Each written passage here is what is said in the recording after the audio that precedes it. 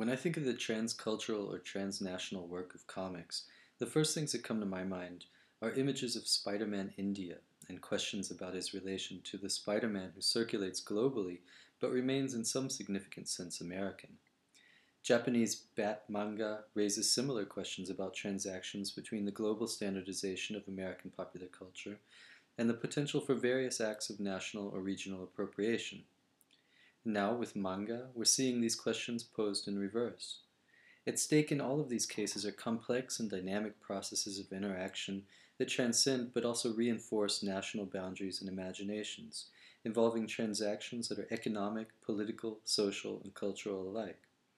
So the transnational work of comics has to be seen in relation to historically specific interactions between comics artists and fans, but also publishers, marketers, critics, social reformers, and legislators, among others. As a result, the rather formalist, media-theoretical perspective that I want to bring to bear on the issue may seem at first glance misguided. Instead of focusing on economic, social, and cultural factors, I want to relate questions of comics' transnational work to a set of formal phenomenological properties according to which comics can be identified as the medium of the multi-stable frame. First, though, let me point out that my claim is not that transnational processes are somehow determined by the formal properties of comics. These properties are certainly not a sufficient condition, but at most necessary conditions, and at least contributing factors or catalysts for the transnational exchanges that take place around comics. And even if those exchanges are ultimately sociocultural phenomena demanding sociocultural explanations, it would be wrong to reduce the medium in which they occur to a neutral channel. We have to consider what makes comics in particular conducive to transnational appropriations and negotiations, which means also considering the specific contribution or the work of the medium. My goal then is to provide a sort of conceptual retcon or media theoretical backstory for transnational phenomena. Let me start with my title terms, frame, sequence, and medium. At the center of my argument are certain properties of the medium, conceived not as an ahistorical, fixed essence, but as something that's taken on a certain negotiable but not wholly arbitrary shape. And while it may or may not be possible to rigorously define the medium, it seems that sequentiality, as Will Eisner and Scott McCloud have argued, is a property that's central to comics in virtually all of the medium's commonly acknowledged forms.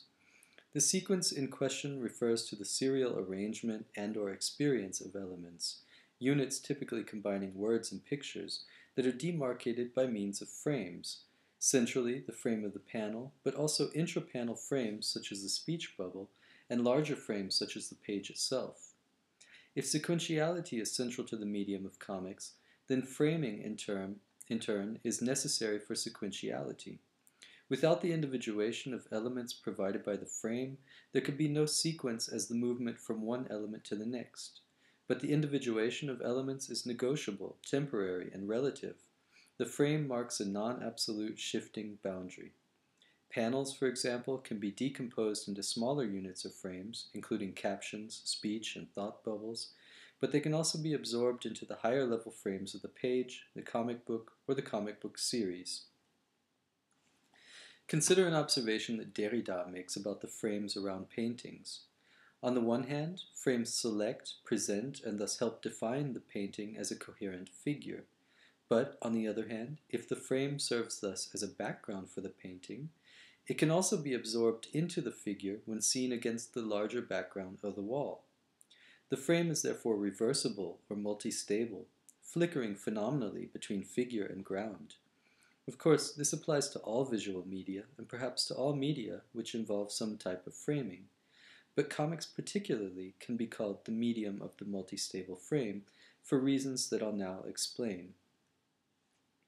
First of all, comics' many framings are more obtrusively apparent than in many media, and they're diverse in character and in scale. In a recent issue of Amerika-Studien, Christina Meyer demonstrates nicely the overlapping multiplicity of frames, which are material, discursive, cognitive, experiential, and narrative alike. They include panels, speech balloons, story frames, splash pages, and even the outer covers of a book. As she argues in a reading of In the Shadow of No Towers, Art Spiegelman exploits a variety of framing possibilities to make the framing of perception itself perceivable, to make the reader aware of the work of construction that's involved both in our everyday experience, in our relations through media to the world of breaking news and terrorist threats, and, centrally, in our reading of comics, which here functions as the framing medium in which framing becomes an issue. I won't go into the details of Christina's excellent reading, but I want to point out that Spiegelman is exploiting an essential property of comics for his purposes, namely the multi-stability of framing that both structures comics' visual and narrative expression and destabilizes those expressions, opening them to a variety of perspectives through figure-ground reversals and related dynamics. In other words, though Spiegelman's graphic novel undoubtedly marks an outstanding aesthetic and perhaps political achievement, the unsettling of frames by means of the multi-stable seam or border that all frames mark is an inherent and centrally defining potential of the medium of comics itself. Recognizing this fact helps explain some of the radically divergent assessments of comics in general. In his review of the essay collection Comics, co-edited by Daniel Stein, Jochen Ecke points out what he takes to be a fundamental contradiction between two of the volume's essays, one of which follows Scott McCloud in his claim that simplified, cartoon-like drawing styles allow readers to identify closely with comic book characters, while the other article claims that a lack of realistic detail leads to estrangement or a, quote, quasi-modernistic distance to the reader. At stake is a difference between transparency and opacity, subjective absorption versus objective distance, and these are precisely the alternatives that frames define and unite as reversible potentials. But both alternatives, transparency and opacity, are live possibilities in comics. Neither can be claimed as the primary type of formal or experiential structure, and this is due to the multi-stability that attaches to frames and framings at every level of comics' expressive articulations. At a low level, for example, the speech balloon exemplifies this dynamics of non-reducible oscillation. According to David Carrier, the speech balloon establishes a word-image unity that makes comics, in his words, essentially a composite art with verbal and visual elements seamlessly combined. In fact, though, Carrier's more detailed analysis suggests that the speech balloon's integration of words and images is not seamless, but precisely seamful, in that the frame of the speech balloon, like the seam on a piece of clothing, both joins pieces into an integral unit, but continues to mark a place of intersection and difference. Speech balloons, as Carrier puts it, quote, are visible to the reader but do not lie within the picture space containing the depicted characters. The words they contain, quote, are neither entirely within the picture space nor outside it, and thus, we treat the balloons neither purely as wholes in the picture nor as things depicted. These are important observations. The speech balloon not only integrates words and images, but also marks a volatile distinction between diegetic and non-diegetic forms and spaces, where the balloon itself has a non-diegetic visuality that frames representations of diegetic sounds and dialogues. This distinction between diegetic and non-diegetic spaces, which does not amount to the separability or independence of those spaces, is precisely a seamful distinction. Seamfulness, as I'm calling it, is that which defines the frame as multi-stable, such that it marks an ineliminable but volatile and reversible boundary. And the seamfulness of the frame is essential to the emergence of sequentiality, essential to the variability to cross the boundaries between panels and perceive them as sequences. Carrier asks, how, from discrete images, do we generate a continuous narrative? Following Scott McCloud, who speaks of closure as the inferential activity of the reader who supplies a causal link between panels, Carrier claims that the gutter, the space between panels, is, quote, not always a mere background, but may become an active part of the image. I would go one step further and claim that the gutter is never a mere background, as it's always caught up in the flickering of the frame between ground and figure, and thus constantly alternating between passive and active functions. The panel border must be permeable, the site of functional reversals between, on the one hand, defining and focusing a certain view of the diegetic world, and, on the other hand, being absorbed into the panel as figure so that it can stand side by side with another panel or set of panels against a larger background constituted by a higher level frame. The sequence takes shape in this back and forth, this oscillation of views between looking through the panel frame onto the story world, then seeing a set of framed units before zooming back into the next frame, and so on. An emergent seriality takes root as these oscillations continue at the level of pages and at the level of books. In each case, a gap between discrete units is bridged or made passable, closed by means of an alternation between a view of the unit in isolation and its reframing as a part of a group, apprehended as a series. But discrepancies inevitably arise in the recursive nestings of multi-stable frames. Various frames and frame levels come into conflict, especially in long-running and multiple-author series. The technique of retcon, or retrospective continuity, provides an answer to this problem that itself depends on the multi-stable nature of framing. By the same token, alternative universes and what-if scenarios continue to proliferate and reframe characters in several diegetic realms, several slices of the multiverse at once. Significantly, many comic book characters are themselves designed as multi-stable frames in their own right.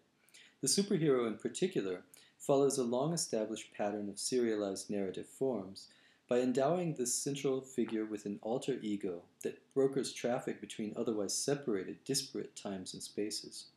For example, between a world of crime or of mythical powers on the one hand, and the world of normal, law-abiding citizens on the other. Such figures therefore constitute a thematic embodiment of the medium's formal dynamics of the multi-stable frame.